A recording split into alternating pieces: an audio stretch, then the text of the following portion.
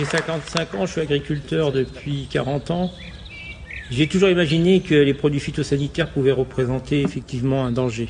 Mais de là à penser que ça pouvait être un danger mortel pour nos agriculteurs, certainement pas. Il a fallu une intoxication aiguë en 2004 qui m'a touché personnellement, qui a basculé ma vie du jour au lendemain pour comprendre qu'une société comme Monsanto, qui avait fabriqué le produit qui m'a intoxiqué, avait des méthodes qui nous faisaient croire à nous, agriculteurs, que ces médicaments des plantes étaient des produits nécessaires pour notre agriculture. En fin de compte, derrière ces médicaments des plantes se cachent des produits très toxiques pour nous, agriculteurs. Alors bien sûr, au départ, on nous fait croire que c'est peut-être un mal nécessaire parce que quelques-uns parmi nous pourraient être malades, mais comme dans un troupeau, il y a toujours des animaux un peu plus faibles. Alors c'est normal. Puis peut-être que ces agriculteurs n'ont pas fait attention. Et puis demain, si on veut nourrir la planète, on a besoin de sociétés comme Monsanto. Or c'est faux. C'est faux. On nous l'a fait croire et on continue de nous le faire croire. Et à travers mon combat contre Monsanto, j'ai compris qu'on était capable de cacher la vérité, d'avoir des techniques, des méthodes qui mettent en danger nous, agriculteurs, bien évidemment, mais aussi la société. C'est un problème de santé publique. Aujourd'hui, au XXIe siècle, si on ne savait pas dans les années 80 et 90 la réelle dangerosité de ces produits, aujourd'hui on le sait. Et on a un devoir de sortir de cette agriculture utilisatrice de pesticides. Nous sommes capables de relever en Europe le défi d'une agriculture sans produits chimiques. Et nous pourrons servir de modèle au monde entier. Quand je suis allé en Argentine, on m'a parlé du premier monde en parlant de la France, en parlant de l'Europe. Eh bien, montrons l'exemple, montrons que c'est possible. Et moi, qui ai été formaté dans cette agriculture chimique, qui ai cru en cette chimie, qui ne pensait pas être capable de faire autrement, eh bien aujourd'hui, sur mes 240 hectares, je suis fier de dire que je me passe de ces pesticides et que ça fonctionne. Peu importe, j'ai envie de dire ce qui se passera demain, que Monsanto soit condamné ou pas. Bien évidemment, on a tous envie, et moi le premier, après 12 ans de combat, qu'il soit condamné. Mais peut-être que la plus grande victoire sera de montrer que l'on peut se passer de ces pesticides. Alors voilà, on a besoin qu'en Europe, que les représentants de nous, citoyens, prennent les bonnes décisions pour que demain, déjà, on sorte ces lobbies qui font croire aux députés européens que l'on doit utiliser ces produits. Eh bien non, demain, on doit faire une agriculture sans pesticides. Je vous remercie.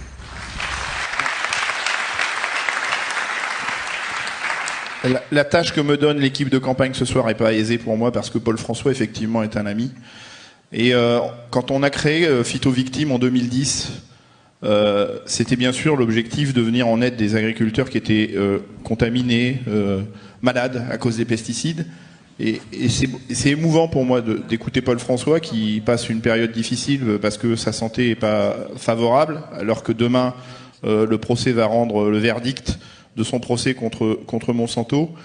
C'est d'autant plus difficile pour moi et émouvant que au moment où on a créé Phytovictime, on avait autour de nous une multitude d'agriculteurs qui, comme Paul, avaient été contaminés par des pesticides, et un certain nombre d'entre eux ne sont plus là aujourd'hui. Ils sont morts parce que contaminés par des pesticides et reconnus en malades professionnels, et bien sûr c'était des amis, et donc j'ai une pensée pour eux, et j'ai une pensée aussi pour leurs familles, et je vous invite à imaginer le désastre que provoque dans une famille la disparition d'un professionnel qui a été engagé sur une mauvaise voie et qui perd la vie, comme l'ont été par exemple les utilisateurs de l'amiante.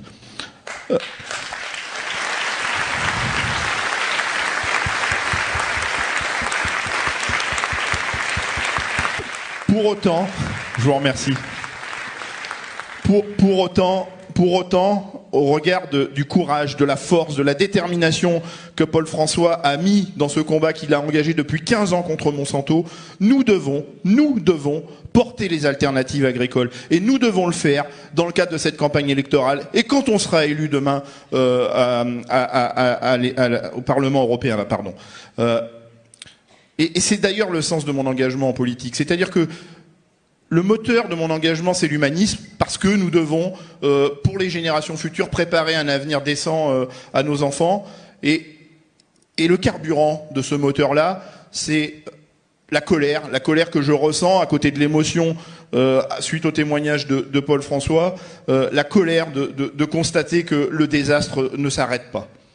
Et j'ai envie de vous parler de l'agriculture sans pesticides. Parce que l'agriculture sans pesticides, c'est l'agriculture qui est respectueuse des territoires. C'est l'agriculture qui fait que sur le territoire sur lequel j'évolue moi, on arrête d'empoisonner les producteurs de coquillages, les moules de Bouchot, de Charon, les huîtres de Marennes-Oléron qui meurent parce qu'on continue d'utiliser des pesticides sur les bassins versants. Donc c'est ça l'agriculture sans pesticides. Et cette agriculture qui fait mourir les coquillages est celle qui est soutenue par la PAC, c'est celle qui reçoit les 9 milliards d'euros d'aide de la PAC et qui pourtant n'intègre pas ces logiques territoriales et ces respects des autres acteurs du territoire. L'agriculture sans pesticides, c'est l'agriculture qui respecte la ressource en eau, celle qu'on boit tous les jours, celle qui est vitale pour nous tous, qu'on soit être humain ou végétaux ou animaux, et qui est souillée par les pesticides et les nitrates d'ailleurs, que produit cette agriculture qui reçoit les 9 milliards d'euros de la PAC. Une agriculture sans pesticides, c'est une agriculture qui est respectueuse des biodiversités, qu'elle soit sauvage ou domestique. Sauvage, les grenouilles, les oiseaux menacés. On a des études longues comme le bras qui nous expliquent que 30%, 40% des populations d'oiseaux ont disparu, 70% des populations d'insectes ont disparu, et le principal acteur de cette disparition, c'est l'agriculture qui travaille avec des pesticides. Eh bien, sans pesticides, on revient en protection de ces biodiversités. Une agriculture sans pesticides, c'est une agriculture qui respecte aussi la biodiversité domestique. Ce modèle agricole, basé sur les substances de synthèse, a fait disparaître en 50 ans 90% de nos races anciennes, 90% de nos variétés locales, qui peuvent demain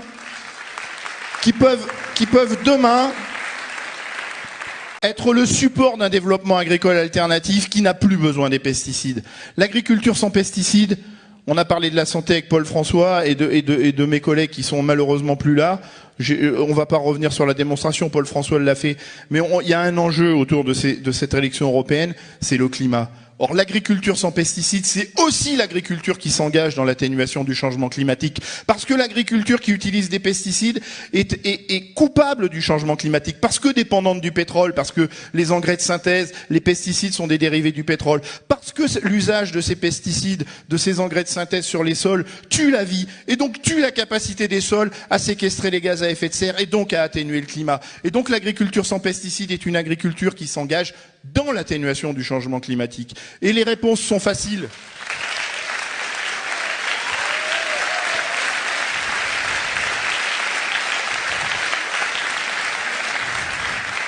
Et les indicateurs, j'ai dit les réponses, mais les indicateurs, ils sont simples. Il suffirait, alors que l'agriculture occupe 70% des espaces qui nous environnent, il suffirait d'augmenter chaque année de 4 pour 1000 le taux de matière organique de tous les sols pour séquestrer 75 à 80% de toutes les émissions de gaz à effet de serre liées aux activités humaines. C'est dire si l'agriculture, qui est aujourd'hui victime du changement climatique, coupable du changement climatique, peut être la solution avec un grand L et un grand A pour absorber ces gaz à effet de serre et faire que on peut atténuer le changement climatique. Sauf qu'il faut arrêter d'utiliser des engrais de synthèse, sauf qu'il faut arrêter d'utiliser des pesticides.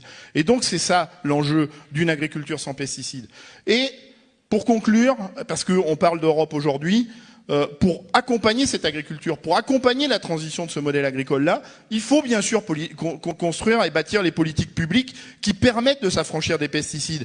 Si aujourd'hui ce modèle agricole-là perdure, c'est parce que, je l'ai dit tout à l'heure, la PAC continue d'alimenter ce modèle-là. Parce que depuis la Révolution, on est encore poursuivi par ce ratio des 80-20 où 80% de la PAC est distribué à 20% des plus gros agriculteurs, ceux qui font pas bien, ceux qui gaspillent l'eau, ceux qui utilisent des pesticides et des engrais de synthèse et qui dévastent les équilibres et les biodiversités. Je ne vais pas refaire la liste. Alors qu'à Bruxelles, on peut, sur des éléments objectifs, sur les données qu'on connaît, sur l'expérience de gens comme moi qui, pour ceux que ça intéresse, peuvent se l'approprier par le bouquin Paysans résistants, où j'explique ma vie et les 10 années d'activité sur ma ferme, on peut faire la démonstration sur des données objectives qu'on peut faire autrement. Donc engageons la PAC, les 10 milliards de la France, les 57 milliards à l'échelon européen, vers d'autres logiques de développement agricole qui soient respectueuses de l'avenir des générations futures.